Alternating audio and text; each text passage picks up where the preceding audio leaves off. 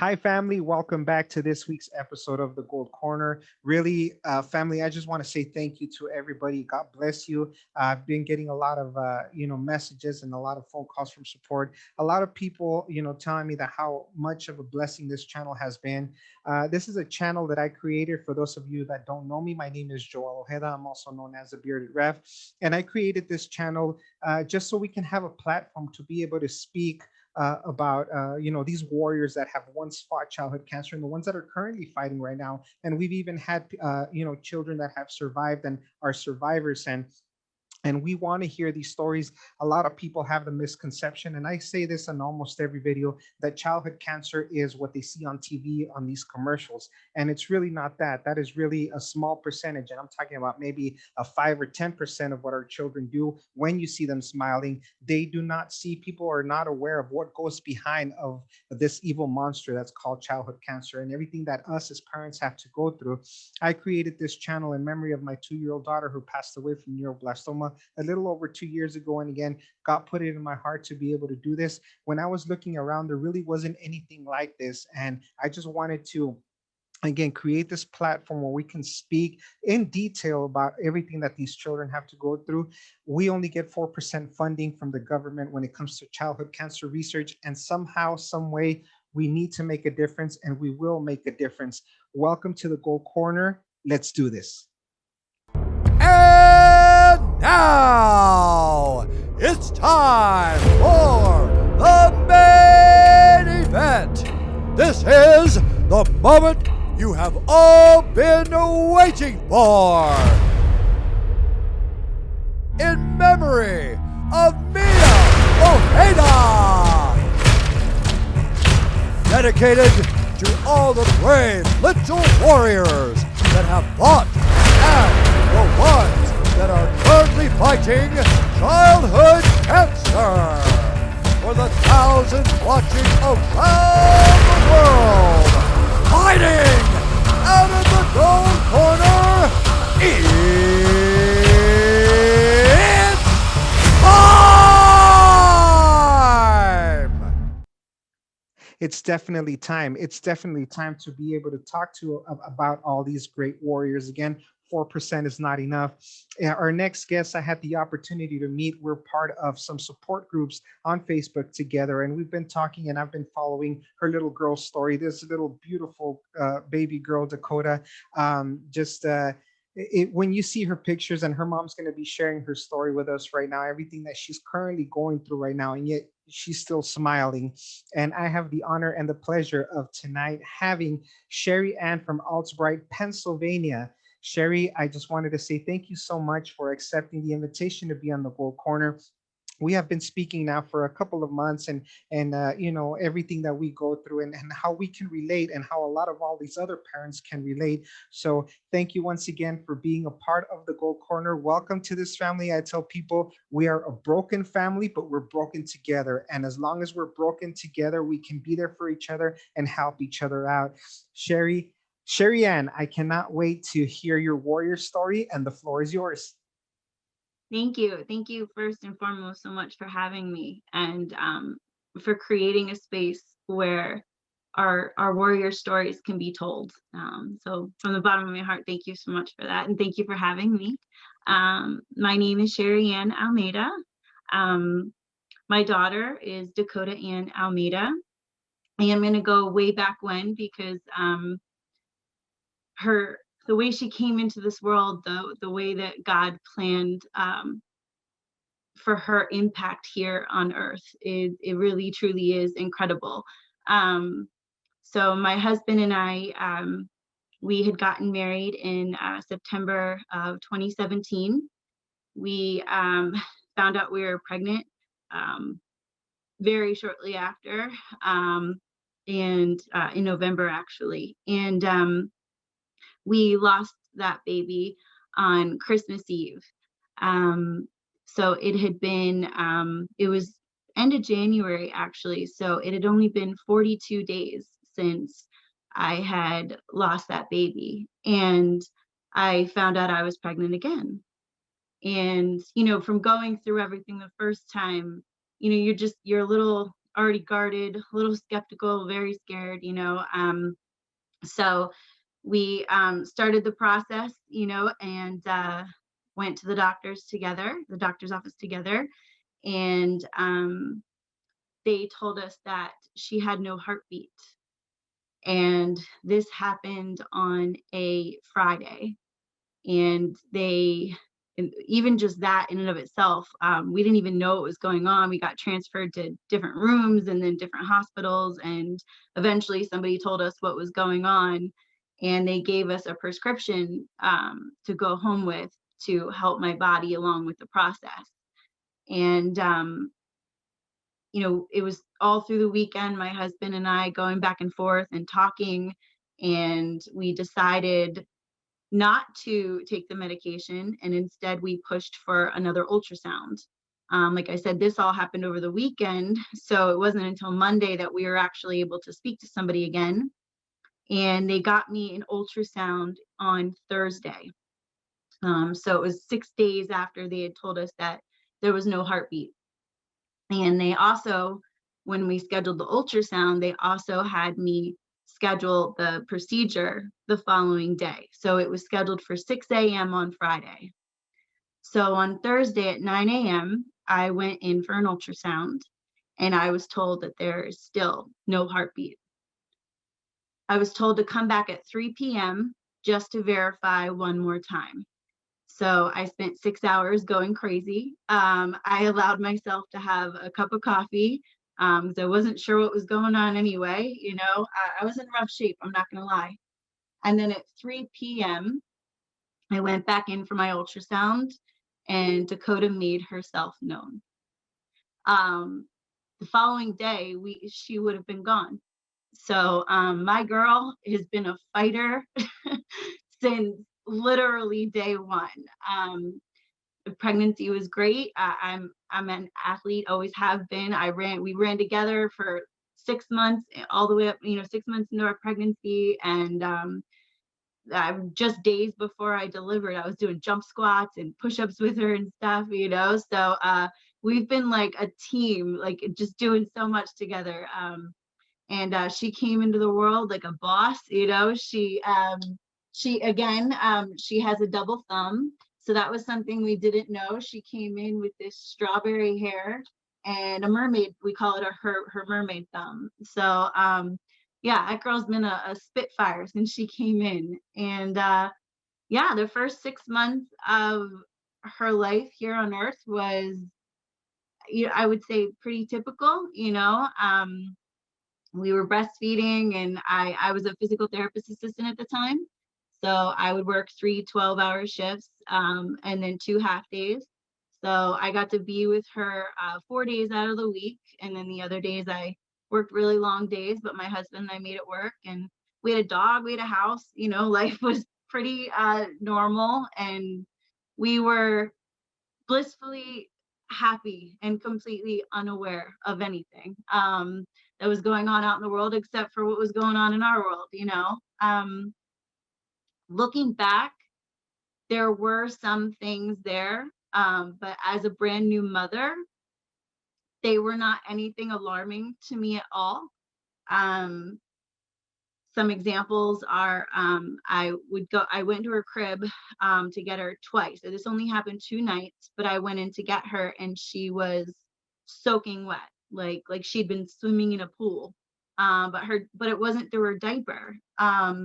But again, it happened once and then didn't happen again for a few weeks and then happened another time and didn't pay it any mind. And I was a very hardcore, all natural mom, breastfed. I made all her food by hand. I was like on it, So I will never forget it. It was my birthday and we were going out to dinner, and she had been running a low grade temperature that I had checked in with the pediatrician about. And she, Dakota was teething. I mean, she was standing at 2 months old. She had teeth by the time she was 3 months old. Like she just, she's been a boss, like I said, like since she came in. So it was the first time ever I'd given her Tylenol. And like I said, it was a super low grade fever. It was maybe 100.1. And they said, no big thing, that happens when they're teething. And then a little bit of the runny nose, but again, that happens when they're teething. Um, we've always been a super, super close knit family, the three of us. So we started right off the bat where like we could not be without each other. We like to sleep together. And that was just the way she slept best. There were a few nights where, because I was trying to get her into her crib, and there were a few nights where she would sleep in her crib for, 12 to 14 hours at a time. But again, they were hit or miss. Nothing was consecutive. So it was that we dedicated her to the Lord on March 24th, and it was a glorious day. It was the last time all of our family was ever together and all around Dakota. You could tell she wasn't feeling up to par, but again, she was teething, so we didn't think anything of it. And on April 24th, exactly a month after we dedicated her to God, the devil came banging on our door. I worked a shift from 7 a.m. to 11 a.m. I had made her 6-month well visit appointment. My mother had brought her to my office where I worked, and she helped me finish up with the last few patients, told them how to do their push-ups and stuff, and we got in the car, we went to the pediatrician's office, and right off the bat, I had explained what was going on, and right off the bat, she said that she wasn't going to receive any vaccinations that day because of the low grade fever. And even then, she was 99.8, so wasn't anything crazy. And then she had asked if I had noticed these tiny little purple dots. And Dakota did have a little cluster of them right under her buttock. And a few, these things are so tiny, but like maybe like 2 or 3 on her cheek. And I said I had noticed them, but I didn't pay it any mind. It almost looked like rug burn, you know what I mean? It was that tiny, and then she had asked if I had noticed she had a very faint, very, very faint, pale green bruise on her outer right thigh, her outer right torso by her rib cage, and her right tricep. And I said yes, but my exact words were, my daughter's a rough and tumble. She's been standing since she was 2 months old. So she likes to try to do things and then falls down. And I tell her, get back up, like it's no big thing, And I will never forget the look in her face. Like she just had this look. And me being the mama bear that I am, I immediately got defensive. I thought she thought that I had hurt my child. And I kept assuring her that would never, ever happen, and she just said that she wanted me to go for blood work. And she's like, you can wait. And I said, no, I'm done for the rest of the day. Tell me where you want me to go. We'll get in the car and we'll go right now. So that's what we did. Again, I worked for a hospital at the time. So I just drove to our sister hospital, and there were some coworkers actually that did the blood work and talked me off the ledge at the same time. And I'll never forget even the drive over. I was like, I'm never going back to that pediatrician. She has me terrified that something's wrong with my child. She's making me feel like I would hurt my child, So got the blood work. They told us to go home. Somebody would call us. But again, I worked for the hospital. So I was able to get home, get the dog set up, get Dakota set up, and looked at my phone, looked at the preliminary blood work, and everything said WNL. So within normal limits. So like, all right, cool. Again, I made everything from scratch. So we had some homemade pears. Everything, we ate our homemade pears. We're hanging out on the couch, having a good time. And 4:30 is when the phone rang, and it was the pediatrician, and she said, you need to get to the nearest emergency room. Your options are Lehigh Valley or St. Christopher's in Philadelphia, and we live in the Pocono area. And she said that something's wrong with Dakota's blood.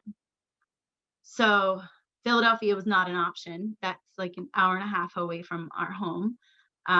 So called my husband, packed us up, and got in the car and went to the hospital. And Dakota and I never went back in that home ever again. That the day that we left, April 24th, we never, that life, the way our life was that day, it literally stopped right there in that day.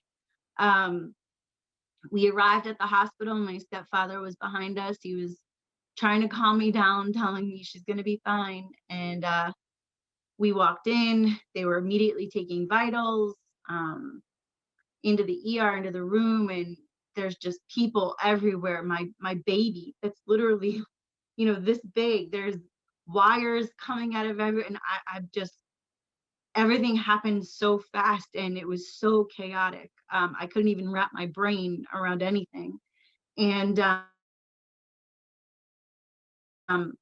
many, many questions about cancer, cancer in our family, previous history, all that stuff. And I kept asking, do you think this is cancer? Like, is that what, no, that's not what we're saying, and it just, they kept drilling that, in our oncology team, excuse me, they're amazing. They really, really are. But, like in that moment, it was just like they kept saying it. And it's just in that moment, you just want somebody to give you an answer already. Like, I don't care if I'm going to jump off the bridge. Just tell me. Like, just tell me right now. So I remember I had to hold her in my lap and I was in the bed with her and they wheeled us down to have an ultrasound.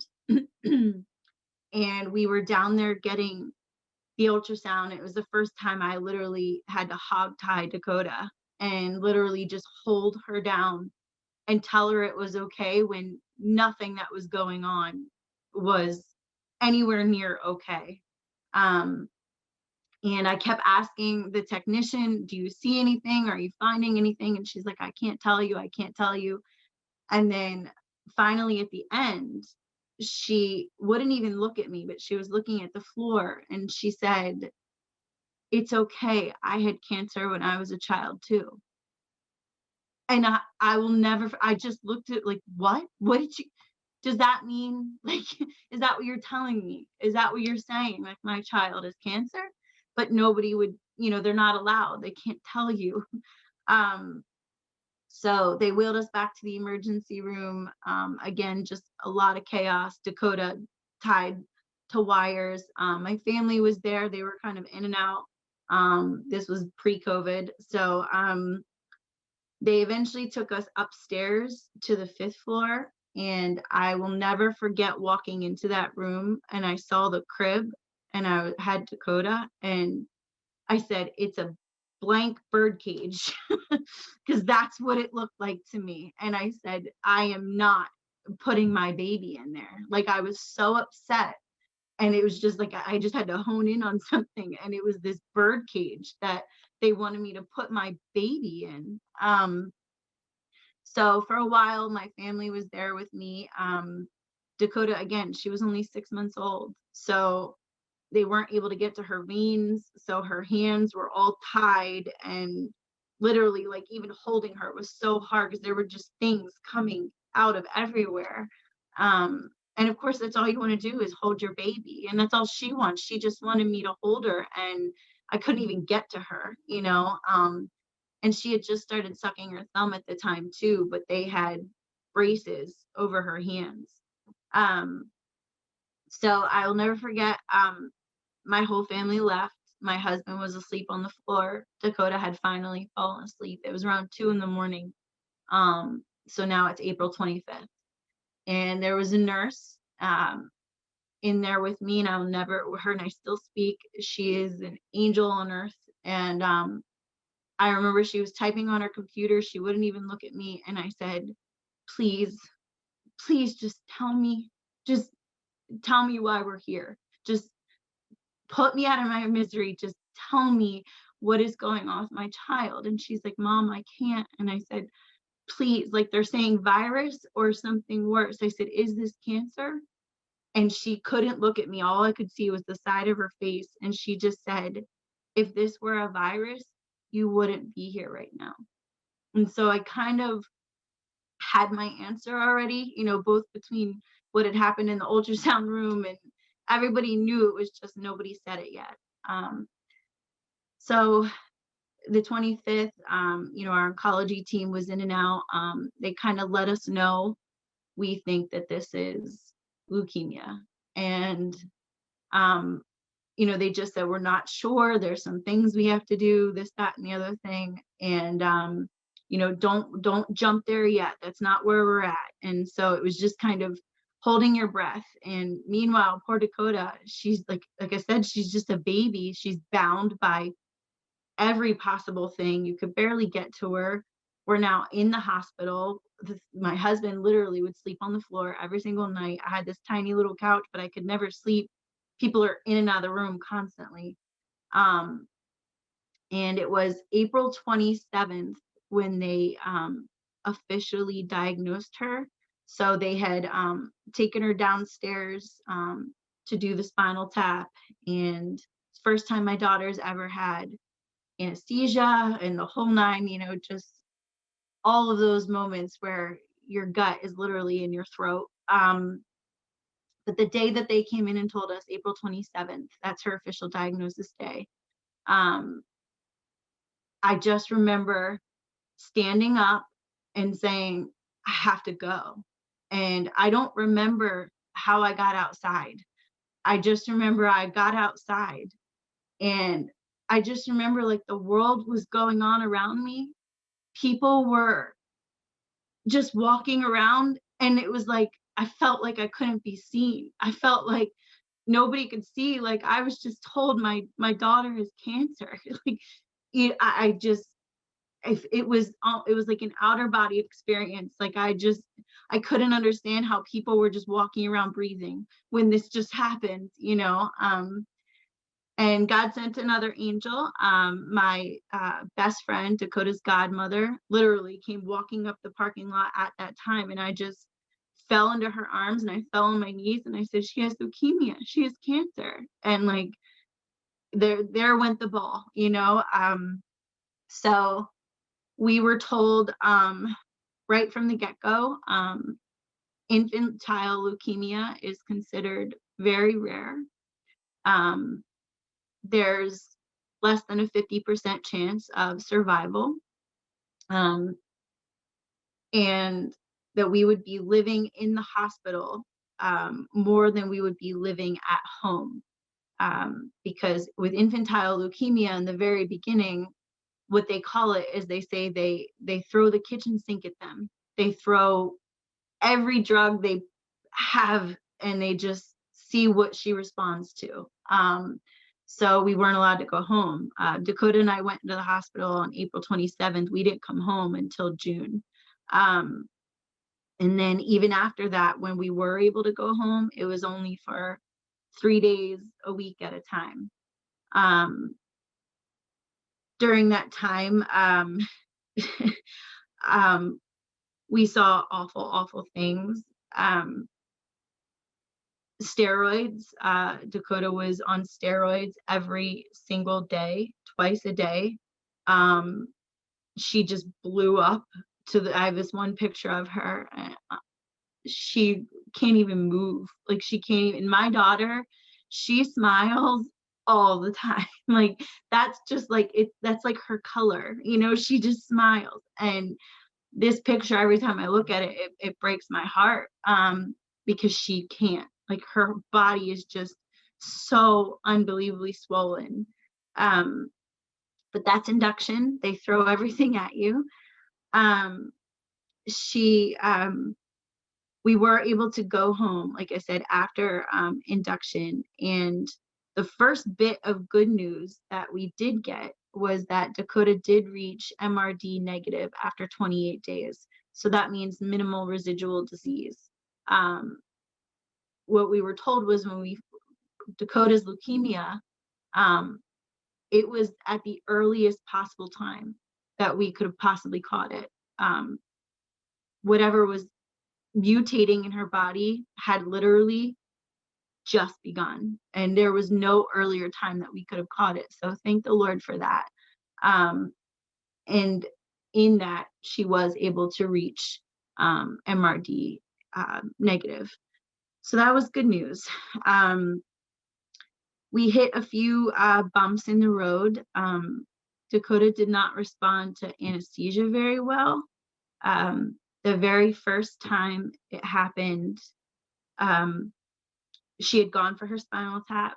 My stepdad and I were waiting in the room, and we had done this a few times now, it's every single week for a while. So literally in the beginning, well, even now, I mean, there's not many days that go by that she doesn't receive medication.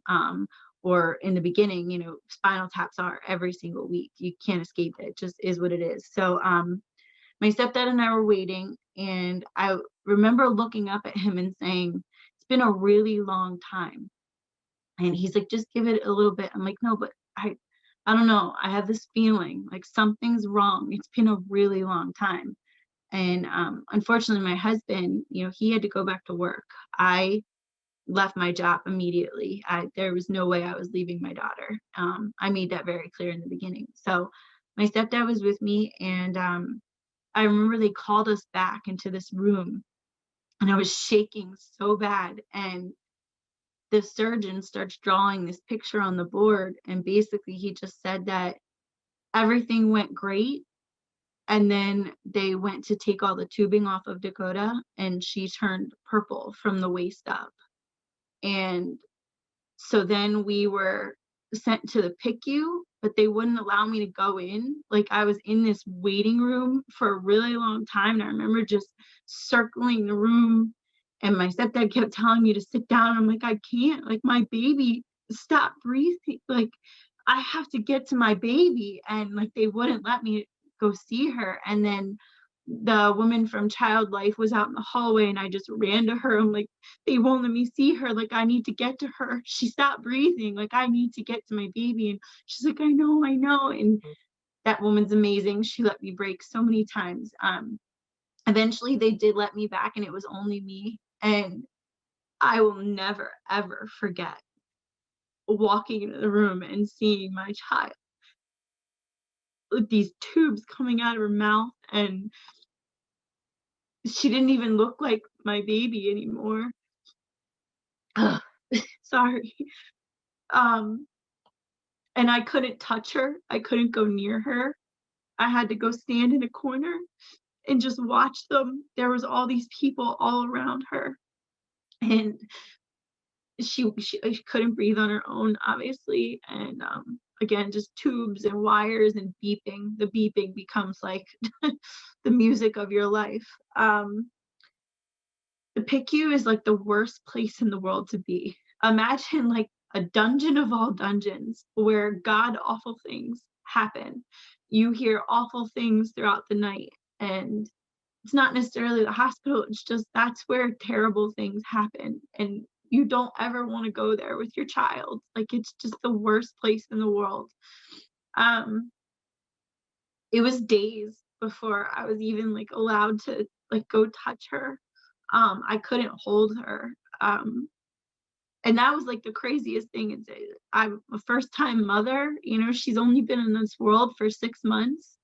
And your natural instinct when your child is not okay is just to hold them. And you can't. Like, you're not allowed. You just have to sit there and watch them hurt. It's the most god-awful thing. The day I was allowed to hold her, I'll never forget. They needed to like build a stool for me because I'm so tiny. And I had to figure out how to get my arms all in and around her. But it was the second time in Dakota's life that we were able to hear her take breath for the first time. And I remember them explaining to us how everything was going to go. And it's crazy because people talk to you, but it just sounds like wah, wah, wah. It's just, it's overload. But they said, they were explaining to us what could happen, how everything could collapse. They were worried about her windpipe collapsing and all these things. So I'll never forget standing because you, again, can't touch her. So we were at the bottom of the bed, and we were just coaching her on, like, Dakota, you can breathe. Just take a breath. Please just take a breath. And it's like your whole life is just waiting for this moment. and they took everything out, and it was like quiet for a second, and then finally like Dakota just started screaming, and it was so raspy and hoarse, like it hurt, and that broke my heart even more because I was so happy she was breathing, but she was in pain, like I could hear it, it hurt, you know. um so then that's when I myself crawled into the crib with my baby. And they kept telling me like, "Mom, you can't do that." And I'm like, "My baby almost died. Like, you are not getting me out of this bed. Like, it'll take the jaws of life to get me out of this bed."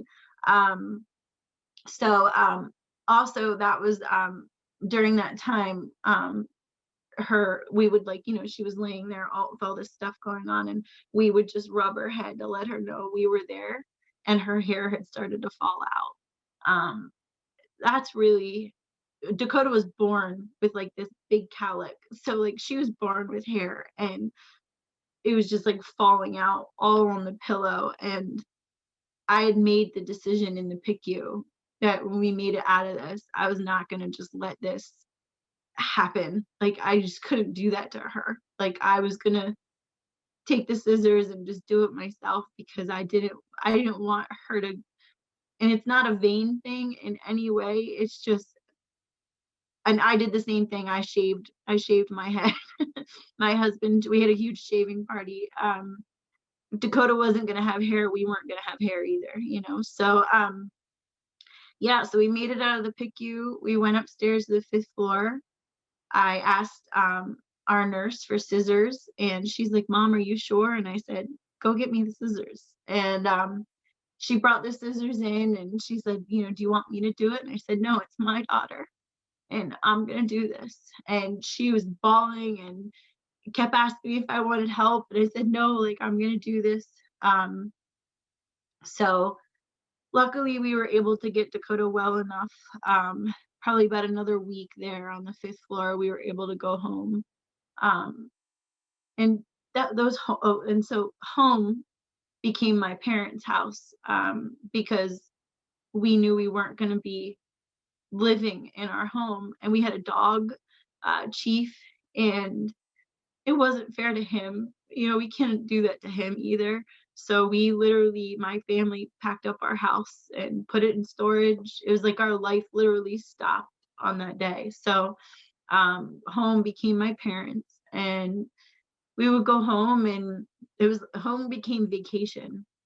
When you went home, it was like no hospital food, get outside as much as you can, just try to celebrate every single moment, because when you go back in, it's like you're going in for battle, it's war, and um there's nothing, there's no vacation part about it, that becomes work, and home now was vacation. um so yeah, we were, like I said, in the hospital for 3 weeks at a time, home for a few days. um Dakota also, she would get mucositis. If people don't know, mucositis are these blisters, um, and you can explain it all you want, but until you see it, you have no idea the viciousness of that evil. And for Dakota, we didn't even know that she had them until they were so bad. A lot of children, they develop them on the outside first. Well, my daughter developed them on the inside first. So how we would know that she had it is, she would stop eating, she would stop drinking, um, and she would just drool so badly. And again, I have a baby, she was just a few months old, so she's in a diaper, and her diaper area, it was bleeding, there was blood everywhere. And then her mouth her mouth would bleed, like she would just have blood come, and like nothing in the world will ever prepare you to see a baby with blood coming out of her mouth. it's the most awful thing. And you're sitting there saying to her, it's okay. It's okay, but none of it is okay. Um, so we would do everything we can, like the Vaseline. And the worst part is, she couldn't sleep because she hurt, and nothing, and she's in like this bird cage with wires. They're taking blood pressures all the time. I'm away from her, so she didn't sleep very well at all. And when she finally would fall asleep, her mouth would close. But because of the mucositis, as soon as she would wake up and open her mouth, everything just ripped apart. And it was awful. We ended up with many, many fevers. And luckily nothing crazy with infections, but lots and lots of fevers and lots of chemo holds, because her mucositis, it wasn't the chemo, it wasn't everything else, it was the mucositis that just did her in every single time. So again, before this all started, I had only given my daughter Tylenol like twice before we ever entered the hospital. When my daughter was in the hospital going through those types of pains, she ended up on TPN multiple times, which is liquid nutrition, because she wouldn't eat.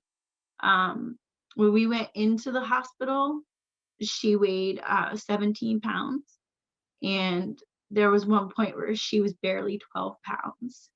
And I just remember they kept saying to me, like, Mom, she needs to put on weight. She needs to eat. And I'm like, I'm trying. Like, and for me, like, I'm a brand new mom, I'm trying so hard, but like, when you don't feel good, you don't want to eat, it's not her fault. Like, she's a baby. She doesn't know,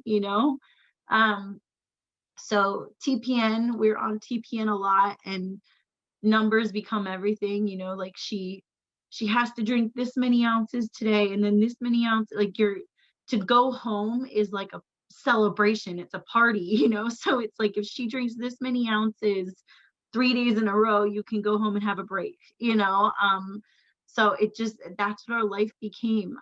My husband would sleep on the floor in our hospital room every single night, and then get up in the morning and go to work, go out into the world, acting like we weren't fighting the most god-awful evil in the world, and then come back. And I never left Dakota. Wherever Dakota was, that's where I was. I never left the hospital. I never slept away from her. And I still haven't to this day. It's been almost 2 years, and we've never been apart from each other. So the mucositis, she would end up on, like, we would start with Tylenol, but you have to be careful with Tylenol because Tylenol can mask fevers. So they didn't want to give Tylenol. So they would try oxycodone. A baby was getting oxycodone. But Dakota didn't react well to that. And in fact, it just made her constipated, which made everything else worse. We also found that she had an adverse reaction to Benadryl. So they would give my daughter Benadryl, and she would be in my arms and have like these seizing, like her body would just shake and flail, and her eyes would get super focused, but like she wasn't there. It was like she went away for a minute, and it happened. We only gave her Benadryl twice, but it happened both times. And then the team said, no more Benadryl. That's it. So she gets Atarax instead. And then she also has been on fentanyl. She has been on morphine, ketamine, Versed. The list is endless, to be completely honest. There was a time, and this was the second time that we lost her, when she was on a morphine drip because the mucositis was so bad. It was 5 o'clock in the afternoon, and she just looked gray, and her cheeks were just so purple, and her mouth, when it was that bad, would just hang open and blood would just pour from her mouth. And they started the morphine drip around 5 o'clock that evening. And at midnight, I remember asking our nurse for the on-call, because Dakota was screaming at the top of her lungs. She just could not settle. It had been hours, literally since like 6 p.m., that she was just screaming and screaming, and nothing we could do would ease her. And the on-call came in and said, maybe it's the lights in the room, because we had like those planetarium lights. And I'm like, no, she's had those since well before she was diagnosed. It has nothing to do with it. And she's like, well, maybe it's the crib. And I said, we've been living in this crib and in this room for months. It has nothing to do with the crib. Something's wrong with my child. And she said, no, she's fine. And I said, I want the oncologist called. And she said, I can't call until 7 a.m. Again, this is midnight.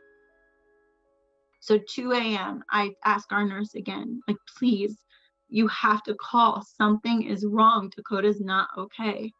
And she said, I'm sorry. The on-call said she wasn't going to call, and she wouldn't even come up to the room at this point. So now it's 6:37 in the morning, and Dakota would she had exhausted herself, and she would lay on her back, and she would make this noise. It was like a, and she kept doing it. And I kept trying to move her to make it better, or to try to get her to be able to breathe. And I'll never forget, I had my mother on speaker, and I had told them, I'm like, I don't care what time it is. I need the on-call oncologist. I need somebody up here. And Dakota was in my arms, and I'm holding her. Again, my mom's on speaker. And I'm holding her like this, and all of a sudden, Dakota's head falls away from me. And she was gray, and her eyes were closed, her lips turned blue. And I just remember screaming that she's not breathing, and screaming like she's not breathing. Oh.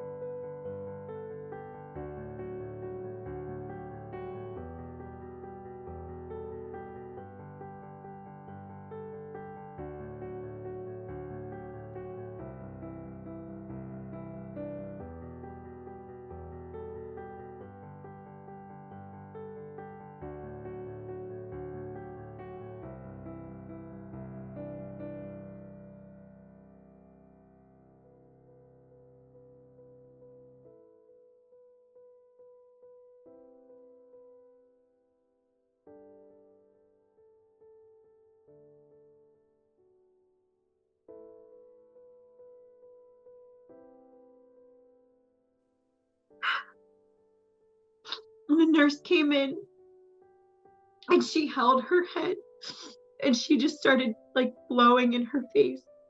And Dakota goes, and she came out. And then within seconds, the room was filled with 30 people. And they had Dakota over on the bed.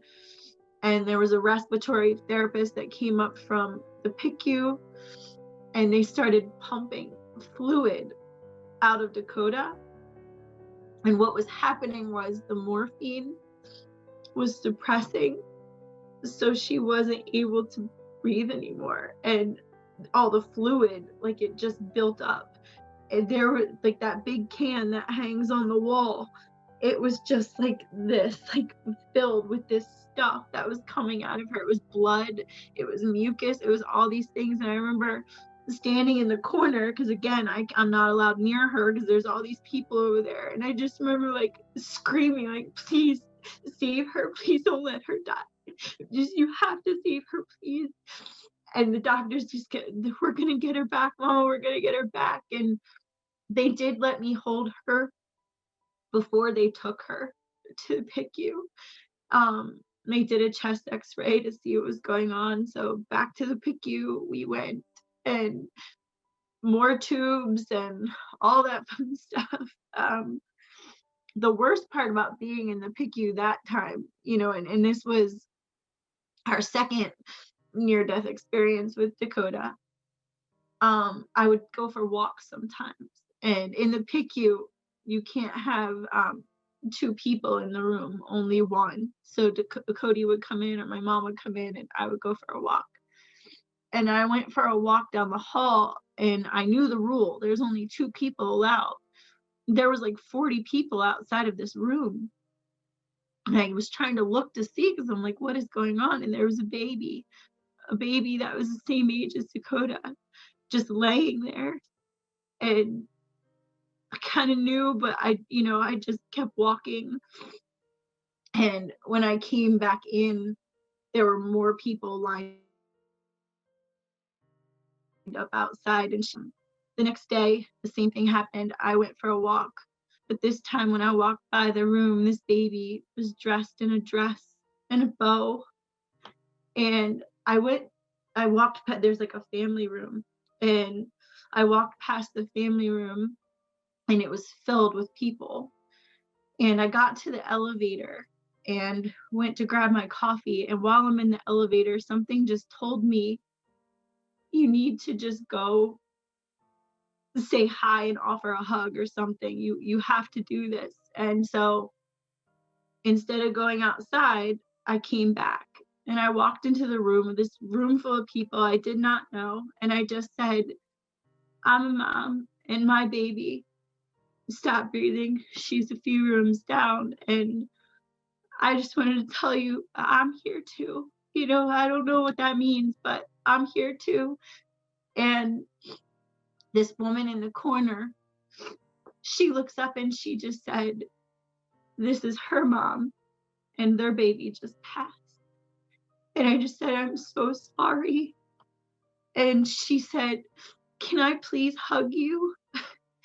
So we hugged, and I offered them whatever I could. I'm like, do you want coffee? Do you want soup? Like, I didn't even know. I just wanted to offer them anything I could.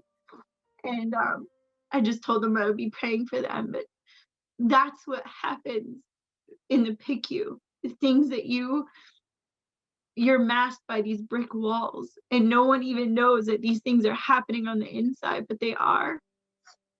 And I'll never forget going back to Dakota's room and feeling an overwhelming amount of guilt, because my baby was breathing, but that baby wasn't.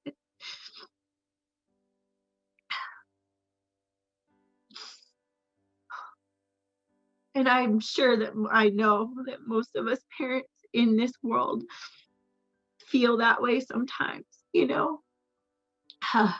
But yeah, so that was our experience at the PICU the second time.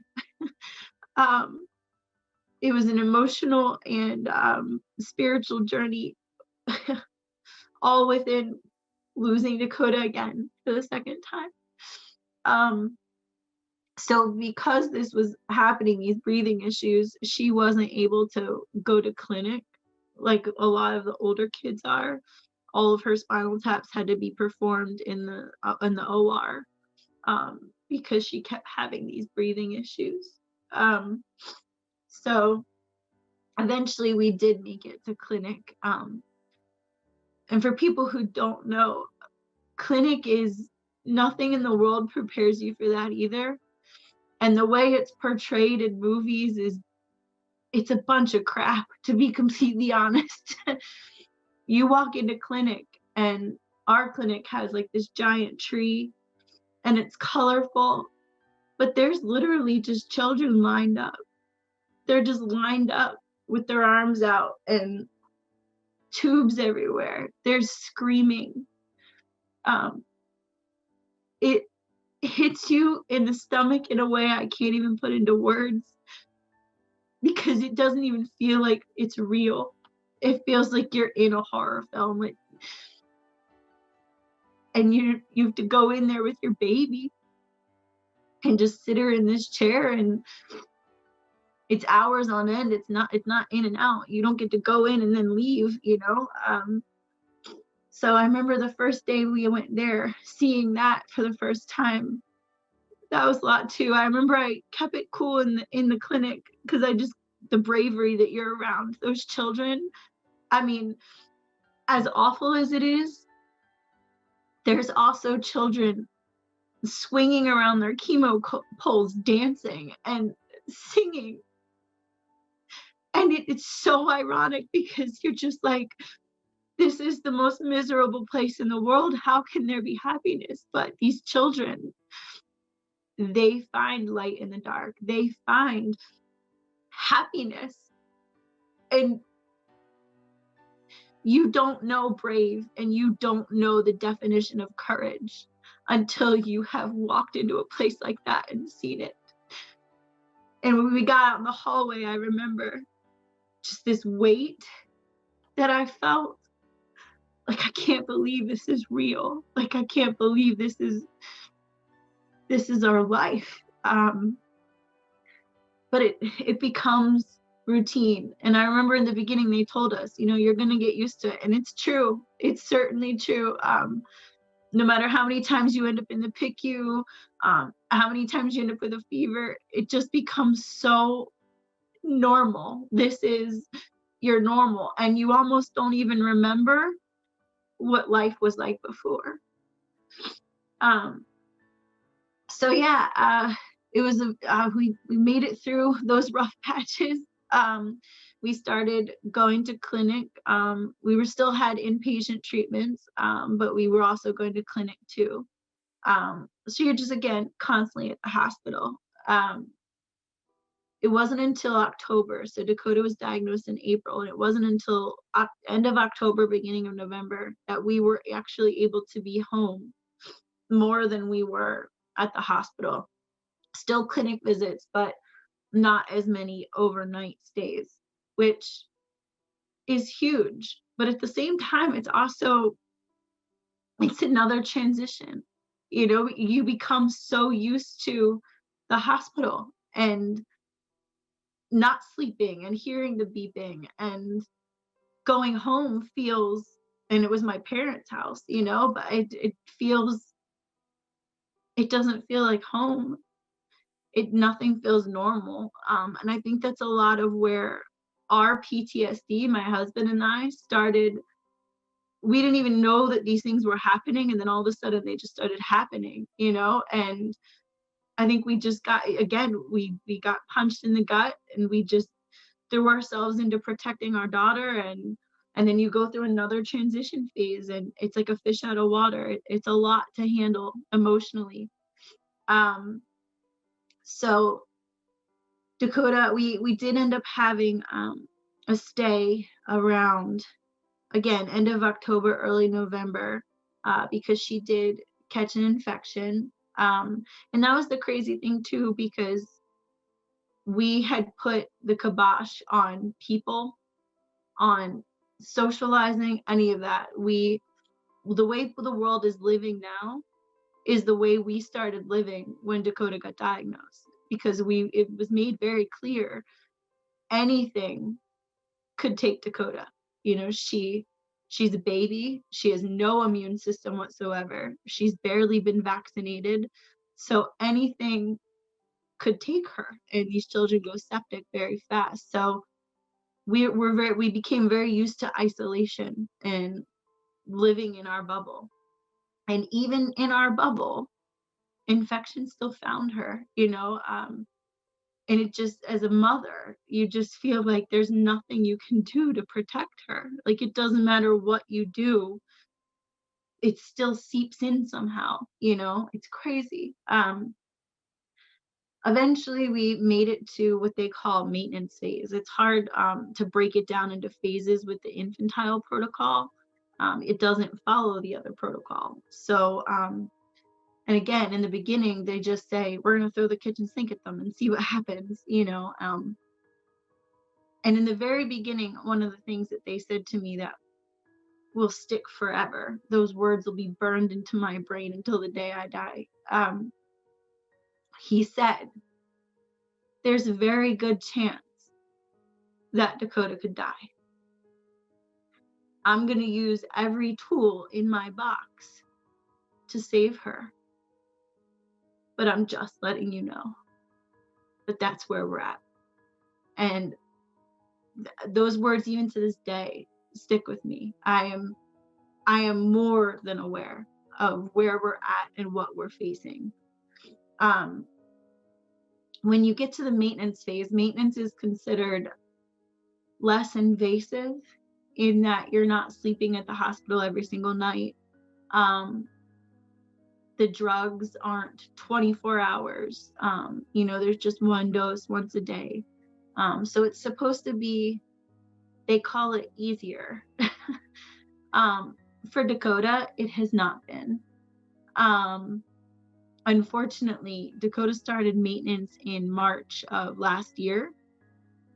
Dakota's target ANC, so that's her body's ability to fight off infection, where she should be at. So the chemo that we're giving her is supposed to be enough to suppress her bone marrow so her cancer doesn't continue to grow, but not enough to the point where we're bottoming her out and then she can't tolerate the chemo. So 0 is bad. Dakota's supposed to be around 1,000. That's always been the goal since March of last year. It is January 28th? I have given my daughter chemo every single day by mouth since March of last year. And Dakota has only been at 800 one time. From March until September of 2020, her numbers were 5,000, 6,000, 3,000. And the protocol says they just keep increasing the chemo dosage until they get the number that they want. Dakota was at 125% chemo.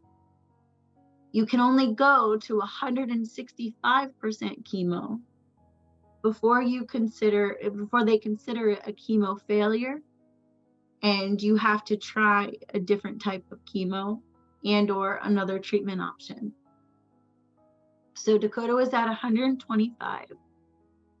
We had just finished steroids, and steroids, let me tell you, a baby on steroids, a toddler on steroids, you don't know roid rage until you've seen a child on steroids, and they're miserable and they're hurting. And each day that they're on it, it gets worse. Their symptoms get worse. And then coming off of it, they're in pain. Dakota, at one point, I remember it was before she was even able to stand. She was sitting in the hospital room with me, and she had fallen over into her lap to play with her tubes. I went to pull her tubes out of the way, and I told her to sit up. And again, this is my baby who's been standing since she was 2 months old. She laid there with her belly and her chest on the chair, and she couldn't pick herself back up. Christmas of last year, she was trying to go over to her kitchen set, and her right leg was just dragging. Like she couldn't even pick it up to walk. It's awful. And again, and she's a baby, so she doesn't know. She just deals with it, and she doesn't know how to verbalize it. Now she's a little older, so it's there, which is brutal. But yeah, so in September she had come off of steroids, and she had spiked a fever. And when we got to the ER, they told us that her ANC was 100. So we were admitted. And then while I was changing her, I found a bump in her downstairs area. And then we found more bumps, and there were words like staph infection, MRSA.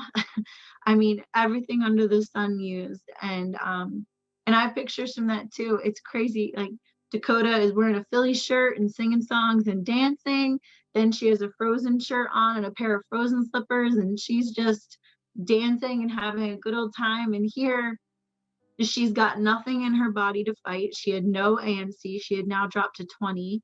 And she has this infection and we have no idea what it is. People are saying the word MRSA. We have no idea if we're going back to the PICU. We had no idea what was going on. Somehow, luckily, it resolved itself. But thank God for that stay, because what we did find was the way that Dakota had been metabolizing her chemo was that it was pooling in her liver.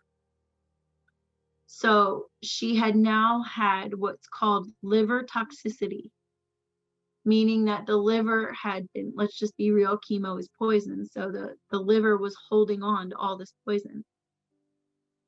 In turn, it makes you freak out because you're thinking, well, how much of the chemo didn't get to the bone marrow? And that's where her cancer is. So now, did her cancer grow? Is there more cancer because it never made it to the bone marrow? And you can't go back. This is where you've been for the past few months. So all you can do is move forward. So they added in a medication called alpurinol. And luckily, within a month, we were able to get her liver levels down.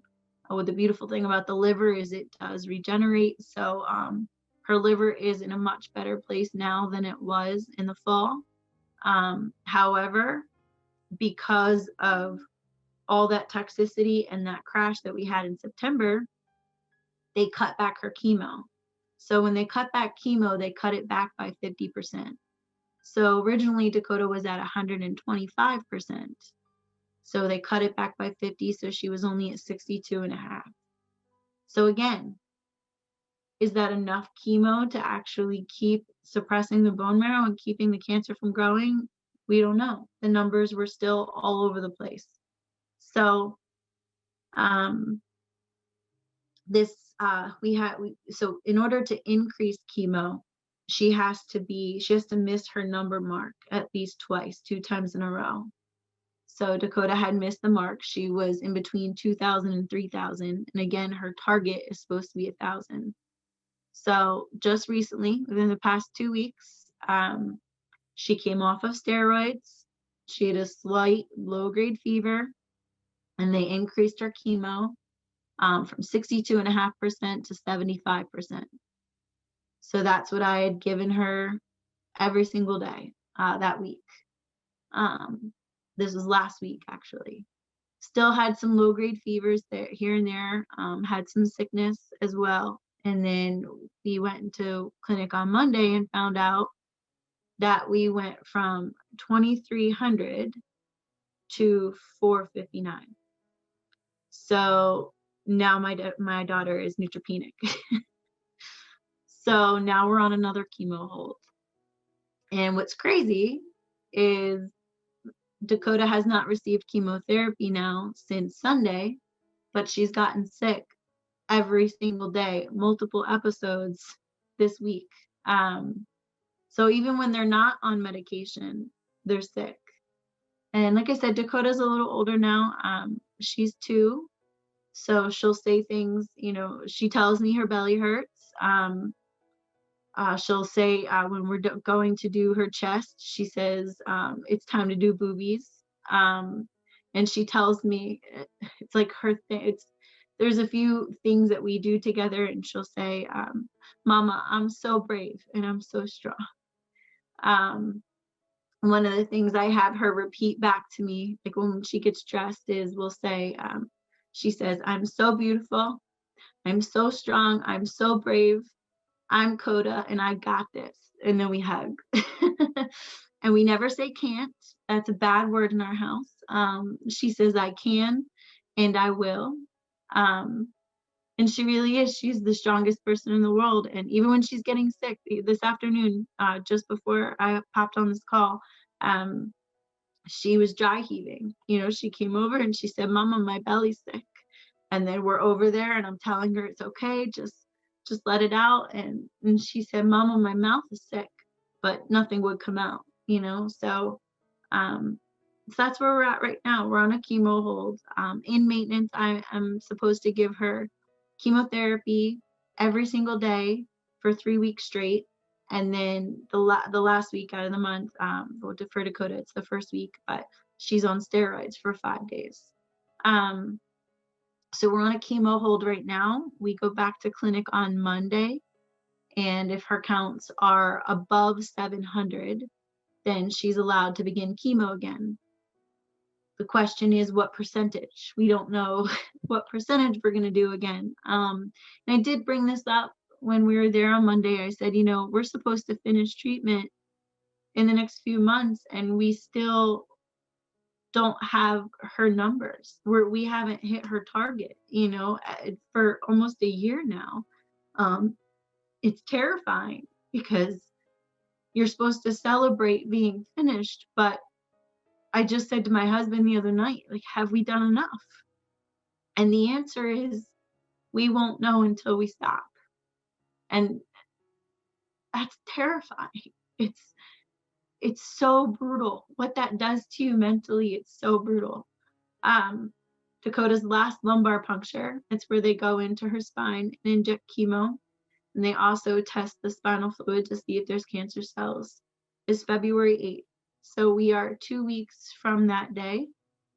And I'm doing the best I can, and I'm having shirts made for her, and we'll have balloons and a cake. And even though all I want to do is curl up into a ball and cry, we will smile and dance and throw a party, just 3 of us. And then she will receive chemo and steroids every day from me at home. And she is scheduled to finish treatment. So how it works is they don't do any other testing. I give her chemo on April 27th, and then that's it. She's supposed to be done. And then it's a waiting game.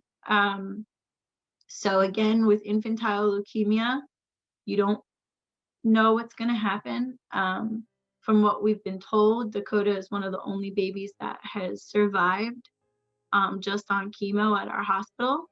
Many other infants have moved on to other hospitals to have bone marrow transplants or CAR T.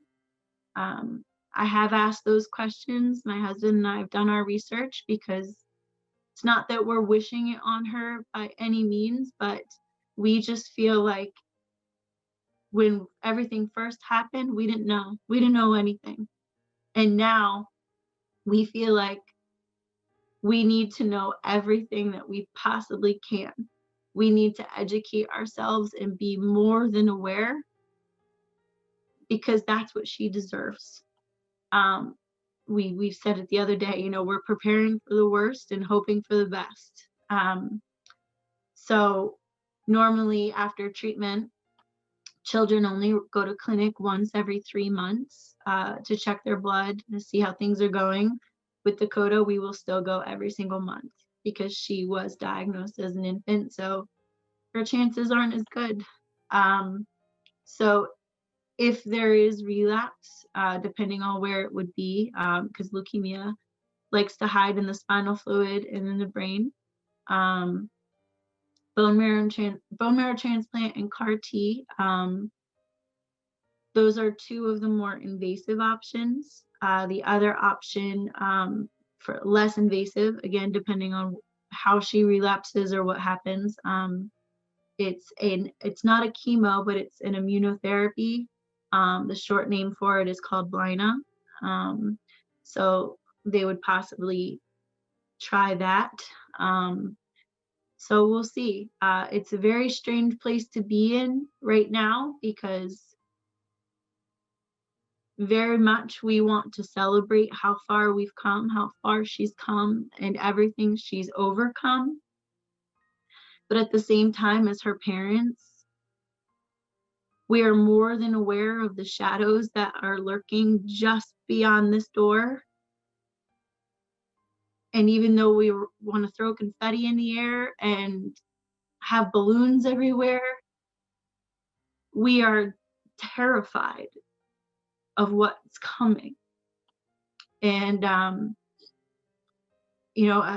just as much as these children, they dance and they sing and they smile and they laugh through treatment, they teach their parents to do the same exact thing. We dance and we sing, and I just heard my husband and my daughter downstairs laughing. We laugh so we don't literally go insane. um, so yeah, that's where we're at right now. She she will be considered in remission on April 27th of this year, but she will not be considered cured until 2026 when she's 7 years old. The statistics are that she has a 30% chance that she won't relapse, but a 60 to 70% chance that she will. And again, it's a 5-year period once we stop treatment until she would be considered cured. So she's still here for now. So we're happy that she's still here and that she's endured all that she has, and she has literally danced and smiled her way through all of it. So yeah. Shari, thank you so much for sharing Dakota's story. Guys, this is childhood cancer. This is what it is. Um, I think out of all the stories, Sherry has kind of portrayed more of of that realistic picture of what goes on, when it comes to clinic and stuff. And yes, you do see these kids smiling and laughing because they're children, right? Because that's what they are. And a lot of these kids, they don't know any other life. They think that this is life. Right. Sherry, I mean, I had Mhm. a family a couple of weeks ago that their son, as excuse me, asked their older sisters, when you were my age and you were in the hospital, did you go through this, and that? Because they think that every child goes through that. So, yes, they're laughing and smiling and singing and dancing, but again, they're children. And unfortunately, that is, and it's sad because that's the only life that they know. I mean, Right. Kota was 6 months old. So right now she thinks that all of this is part of being a kid, Yep. and no child should have to go through that. And you and I have had some messages and some very heart to heart discussions, and how honestly, like you said, in the oncology floor, when you see these children, you see the face of God. You see how what God can do through these children. Mhm. And we don't have any strength, and I don't even have any strength. And even through doing this channel, people tell me, you have so much strength and all that. At times I'm extremely weak, and I've shared Yep. this with you. I'm extremely weak. But Yep. hearing these stories and seeing the code, I mean, the pictures that you post on a daily basis of her, playing and doing all this, I mean, that it brings a smile to my face, and because even going through all of this, they these kids are just, it's unfair. Let's be realistic. I mean, it's not fair. There is a higher purpose. There is a purpose for everything that we have gone through. And the purpose, we're gonna realize it, and we're gonna see all this. But it just like you were mentioning, it's the anxiety, as as it is, the anxiety, and of not knowing, like you're saying, those shadows that lurk behind everything else. And we continue to pray, and we ask God for his miracles, and we ask God to create that miracle. But yet we're in this awful world, and we know that there is the realistic part of everything that goes behind it. Children, Coda getting uh, steroids, getting that roid rage, where I mean, these are kids. This is Yep. poison that's being pumped into their body. And it's adult poison at that, just at a lower dose, because again, there has been zero advancement when it comes to childhood cancer research. So our Right. kids are having to go through this unfortunate situation because, you know, the government doesn't want to do anything, or they don't want to give us more. That's why they're like, well, this is all that we can do. We have A, B, or C, and unfortunately we might not have D or anything after that.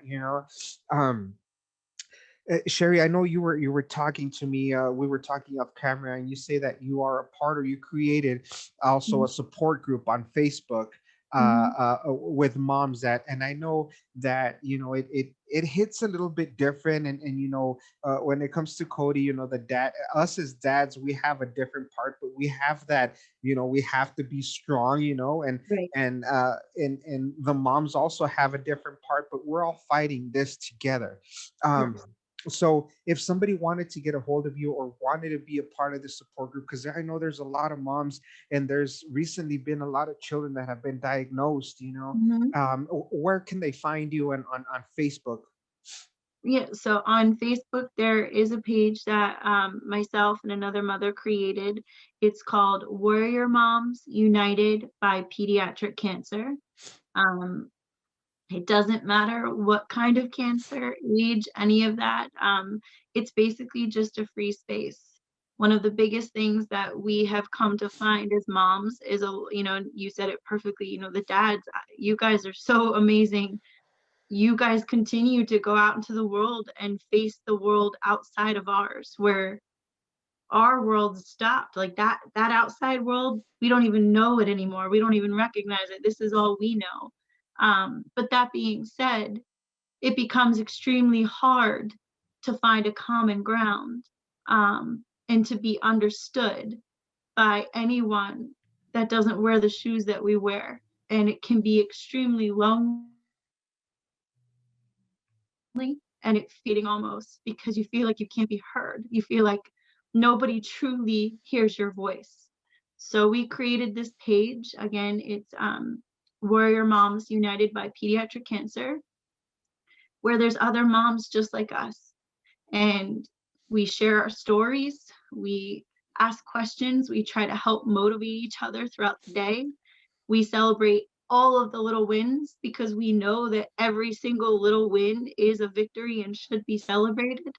Um, it's just a free space where your voice can be heard and you don't have to feel alone, because there's women, unfortunately, all over the world that are wearing the same exact shoes that you are.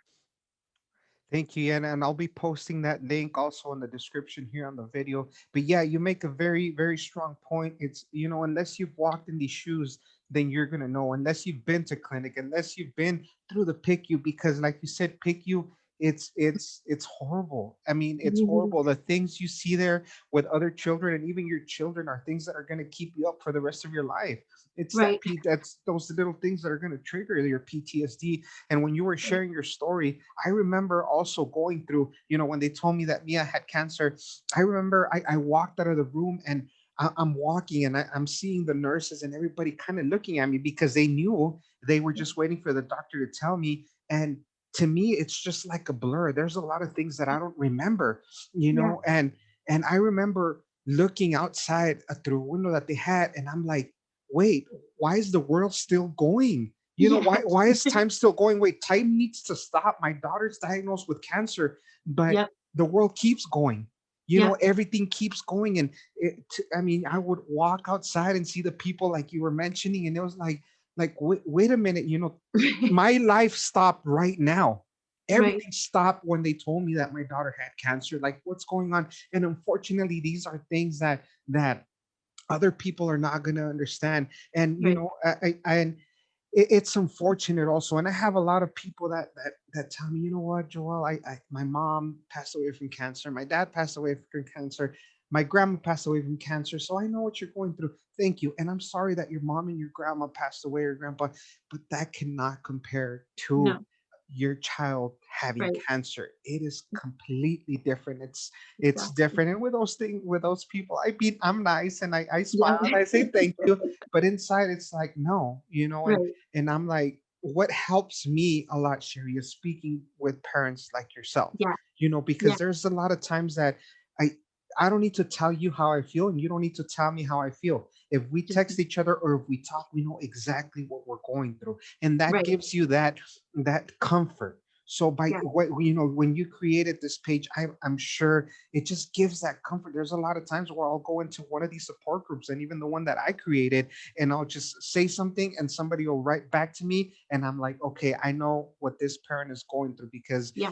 I'm going through it, and we're Yep. part of, like I mentioned in the beginning of the video, of this broken family, Yes. and we got to be here for each other. And Yeah. we continue and we will continue praying for Kota, Thank and you. we proclaim healing, and we call upon healing, and we cancel those cancer cells and we speak life into her body, and we speak life into the body of all these children that are going through cancer, that are going through this treatment. Because again, if you have not gone through it, if you haven't been in our shoes, oh, consider yourself blessed. But if you have gone through it, you know exactly how it is.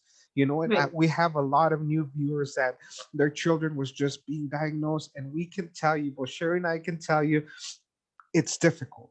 It's Yeah. hard, you know, and it's hard to even think of self care because there's this little person that is counting on you, you know, that's counting. And, you know, when you were saying your child stopped breathing, but you couldn't even hold her, you couldn't even touch her.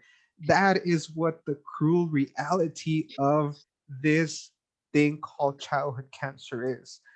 Sherry, before we leave, I want to ask you two things, and that I do. And if you've seen my episodes, you know exactly what I'm about to ask you.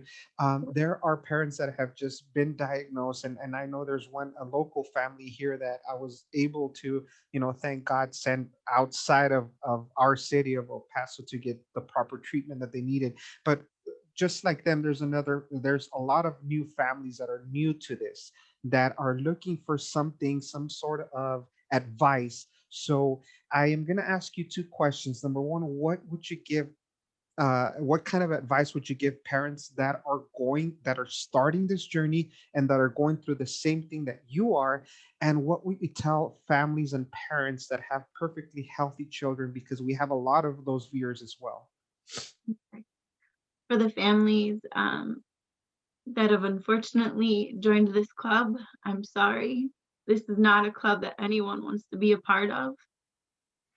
But at the same time, know that there are millions across the world that know exactly what you're feeling in your stomach, in your heart. Um, they hear your voice even when you can't speak, and they're holding your hand even though you can't physically feel them. My greatest advice to you is to let go of the before. Don't hold on to that. The longer you hold on to the day before, the hours before, the more you're going to struggle to accept and be present in where you are now. This has and will forever change who you are as a person, who you are as a parent, who you are as a spouse. But know that even in all the darkness, there is beauty and there is light, and it will find you. But you have to let go of before and just accept and educate yourself as much as possible in the now, and embrace yourself with those that are wearing the same shoes you are. And to the families that are so very lucky and blessed not to have wear shoes that we do, first and foremost, thank you for looking. I know that that's extremely hard when you're not in it, so thank you. And please help us save our children. The only way that they can be saved is if we continue to speak their names and continue to share their stories and continue to look when we don't want to look. So thank you for looking. Please continue to look, and please encourage others to look, because we need the light shining on us so these children have a fighting chance. Sherry, thank you. Excuse me. Thank you so much for those words of advice and words of encouragement. I find them to be very helpful for me, even in my situation, and I know a lot of these parents are going to find it very helpful as well. So, family, thank you so much for taking your time and hearing this week's episode. I am going to be sharing the group that Sherry had started, and I'm also going to be tagging her and putting her Facebook information because she does give updates on Dakota almost on a daily basis, if not every other couple of days, and that way you could see what this little warrior's up to. She still has a big fight, to continue. She's still fighting, and she's gonna continue fighting. But as we said before, we speak life into her little body and we proclaim healing. So, family, thank you once again for tuning in to this week of the Gold Corner. Remember to live each day to its fullest because tomorrow is not promised. Pray for your children if they're still here. Pray for your family. Pray for those other families that have already lost a child. Pray for our nation because we need it now more than ever. And just hold on a little while longer because we're almost home. God bless you, and we'll see you next Sunday.